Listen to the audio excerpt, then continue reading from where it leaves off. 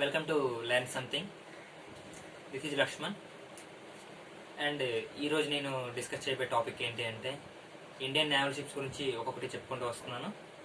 అలాగే లాస్ట్ వీడియోలో Indian air craft carrier గురించి చెప్పాను. INS Vikrant, INS Vishal, INS Vikramaditya వీటి గురించి చెప్పాను. ఇప్పుడు నేను చెప్పబోయేది ఏంటి అంటే Indian amphibious transport dock. Amphibious transport dock ఇది ఇండియా దగ్గర ఒకే ఒకటి ఉంది ప్రస్తుతానికి యాక్టివ్ స్టేటస్లో ఇండియా దగ్గర ఒకే ఒక అంబిబియస్ ట్రాన్స్పోర్ట్ డాక్ ఉంది. అంటే అంబిబియస్ అంటే మీనింగ్ ఏంటి అంటే తెలుగులో ఉభయచర. ఉభయచర అంటే ఏంటి అంటే తాబేలు ఉభయచర జీవికి ఎగ్జాంపుల్. అంటే నీటిలోను నేల మీద రెండిట్ల మీద బతకగలదు, రెండు ఆవాసాలు ఎక్కడైనా ఉండగలదు. అలాంటి వాటిని ఉభయచర జీవులు అంటారు. యాక్చువల్గా అంబిబియస్ అంటే మీనింగ్ ఉభయచర. బట్ కాకపోతే షిప్స్ అనేవి అంబిబియస్ అని పేరు పెట్టుకున్నంత మాత్రం అది నేల మీద నడవలేదు కదండి. అంబిబియస్ అనే పేరు దానికి ఎందుకంటే పెట్టాం, అంబిబియస్ ట్రాన్స్పోర్ట్ డాక్ అని ఎందుకంటే పెట్టామంటే అది ఒడ్డు వరకు రాగలదు, ఒడ్డును కూడా ఉండి ఆపరేషన్ పర్ఫామ్ చేయగలదు. అంటే ఇప్పుడు సపోజ్ మన ఇండియన్ నేవీలోని ఉన్న సైనికులు కానీ లేకపోతే ఒక ఎయిర్ ఫోర్స్ లైక్ ఇలా ఎవరైనా సరే మన దేశం నుంచి వేరే దేశం మీద అటాక్ చేయడానికి, అంటే ఒక ఏరియాలో సపోజ్ అండమాన్ నికోబార్ దీవుల్లో ఎవరో టెర్రరిస్టులు వచ్చారు, అప్పుడు మన ఇండియన్ నేవీలో వెళ్ళాలి. సో ఆ ల్యాండ్ దగ్గరికి వెళ్ళాలంటే షిప్ మధ్యలో ఉంటే మరి ల్యాండ్ దగ్గరికి వెళ్తాం, చిన్న చిన్న బోట్లు వేసి ఎంతమంది వెళ్తాం, ప్లేస్ సరిపోదు. సో అలాంటి వాటికి ఈ అంబిబియస్ డాక్ అనేది వాడతాం. అంబిబియస్ ట్రాన్స్పోర్ట్ డాక్, దాని పేరునే ఉంది ట్రాన్స్పోర్ట్, అంటే ట్రాన్స్పోర్ట్ చేస్తూ ఉంటుంది అనమాట అంబిబియస్ ట్రాన్స్పోర్ట్ డాక్. ఇది ఎటువంటి అటాక్స్ చేయదు, ఓన్లీ ట్రాన్స్పోర్ట్ పర్పస్. అంటే ఇప్పుడు వేరే షిప్కి మెటీరియల్ కానీ లేకపోతే ఒక దగ్గర నుంచి ఒక దానికి ఎక్కువ మంది మనుషుల్ని కానీ ఎక్కువ ఏంటి అంటే మన ట్రూప్స్ ఉంటాయి కదా, మిలిటరీ ట్రూప్స్, మ్యారిటైమ్ ట్రూప్స్, వీటిని ట్రాన్స్పోర్ట్ చేయడానికి మాత్రమే వాడతారు. అయితే ఈ ఇండియన్ అంబిబియస్ ట్రాన్స్పోర్ట్ డాక్ అనేది ఇండియన్ నేవీ దగ్గర ఒకే ఒకటి ఉంది. దాని పేరు INS జలశ్వ, Indian naval ship జలశ్వ.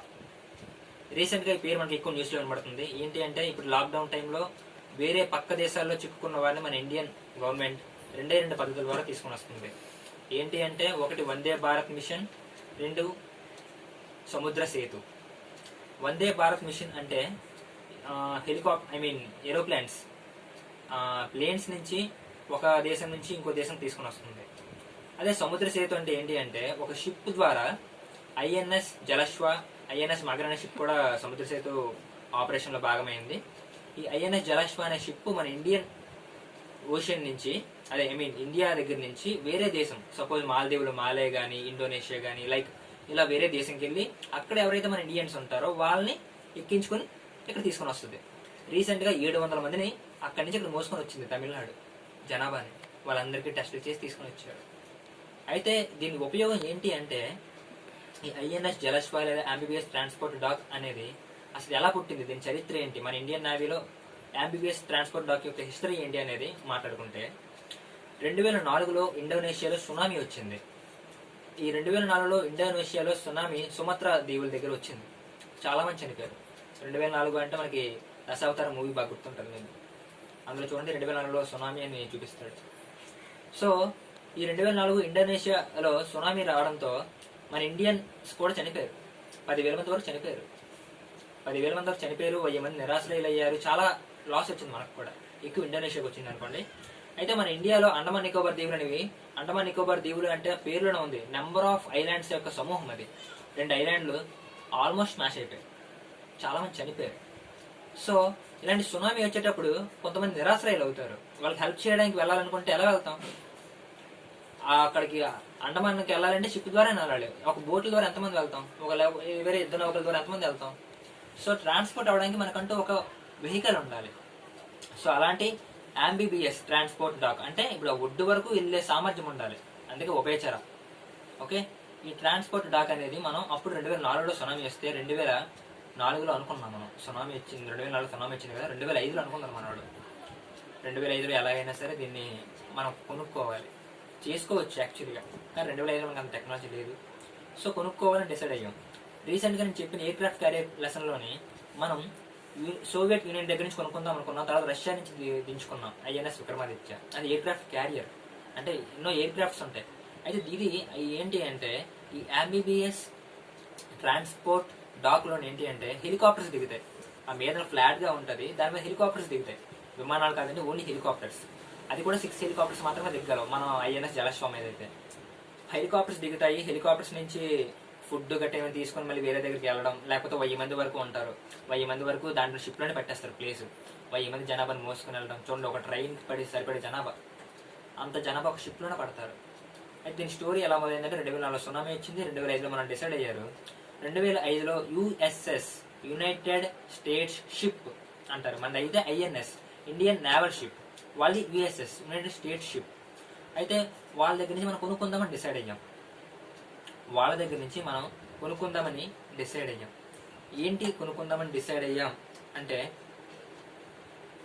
America దగ్గర నుంచి 2 షిప్లు కొనుక్కుందాం, ఒక షిప్ కొనుక్కుందాం. ఐ మీన్ ఇదే అంబిబిఎస్ ట్రాన్స్పోర్ట్ డాక్ కొనుక్కుందామని $90 మిలియన్ ఇచ్చాం వాళ్ళకి. 2005లో $90 మిలియన్ ఇచ్చి యుఎస్ఎస్ ట్రెంటాన్ వాళ్ళ పేరు, అంటే వాళ్ళు తయారు చేసుకున్న అంబిబిఎస్ ట్రాన్స్పోర్ట్ డాక్, ఉభయచర ట్రాన్స్పోర్ట్ డాక్ అనొచ్చు. వాళ్ళ దగ్గర నుంచి యుఎస్ఎస్ ట్రెంటాన్ అనే ఒక షిప్ని మనం కొనుక్కున్నాం $90 మిలియన్ ఇచ్చి. ఆ డాలర్స్ ఇచ్చినందుకు వాళ్ళు ఆ ట్రాన్స్పోర్ట్ డాక్ ఒకటే కాకుండా 6 హెలికాప్టర్స్ కూడా ఇచ్చారు. ఆ హెలికాప్టర్స్ పేరు ఏంటి అంటే శిఖర్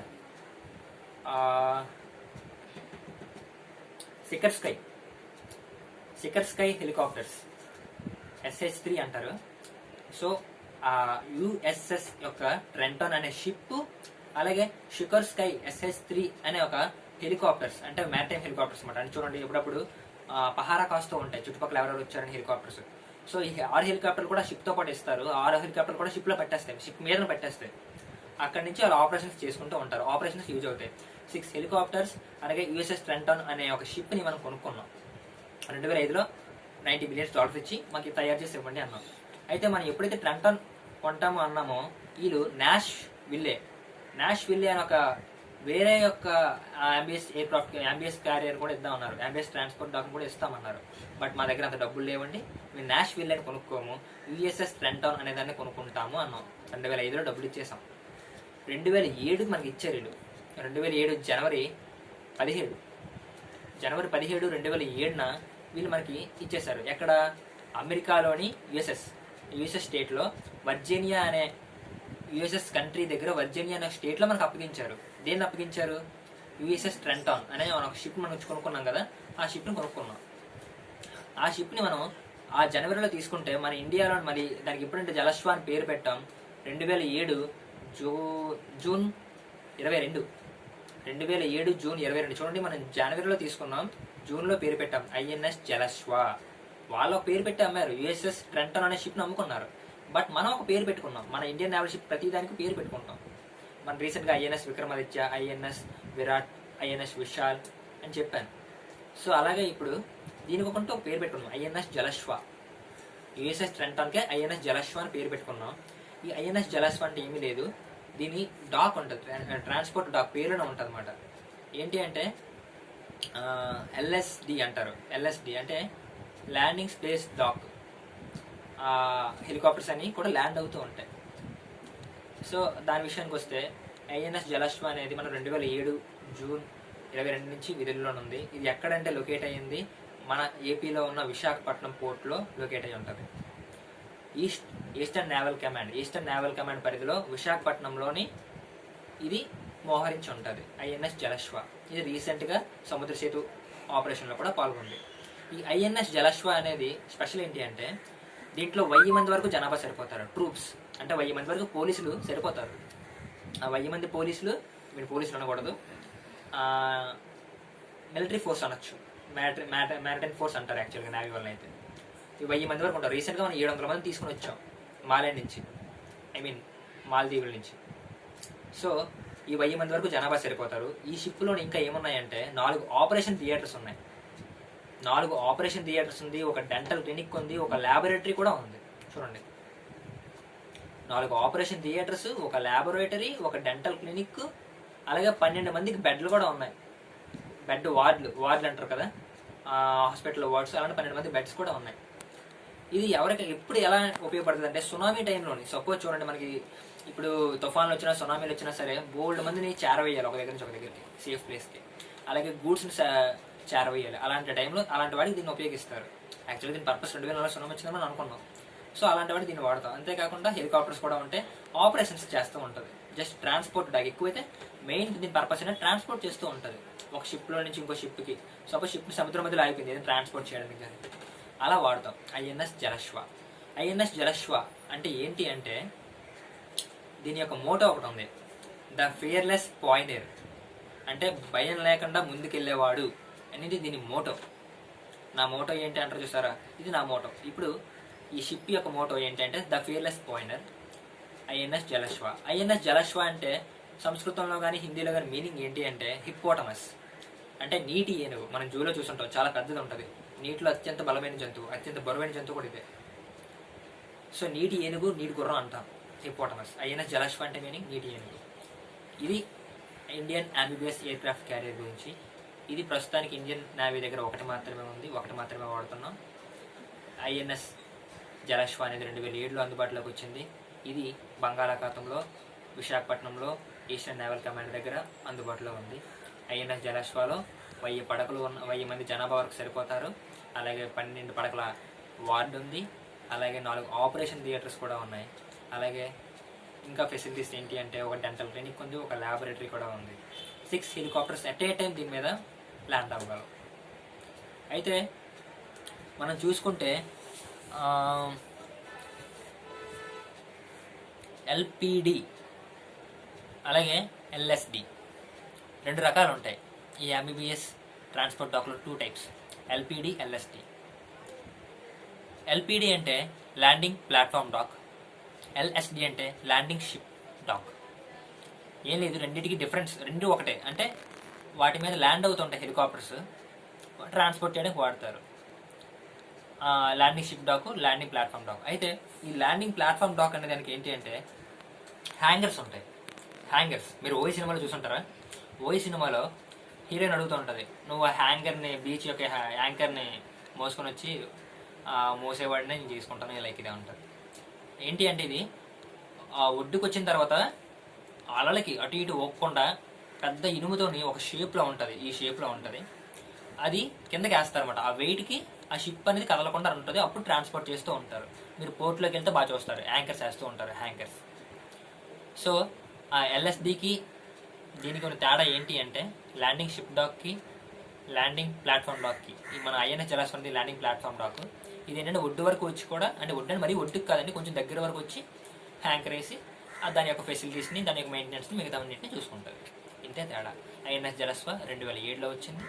ఇది ఇప్పటికీ బంగాళాఖాతంలో అందుబాటులో ఉంది. ప్రస్తుతానికి ఇది ఆపరేషన్లో ఉంది. దీని స్టేటస్ యాక్టివ్ స్టేటస్. ఇది ఇప్పటికీ 700 మందిని చేరవేస్తుంది. నెక్స్ట్ మరొక రోజు మరొక టాపిక్తో కలుద్దాం. అంతవరకు గుడ్ బాయ్.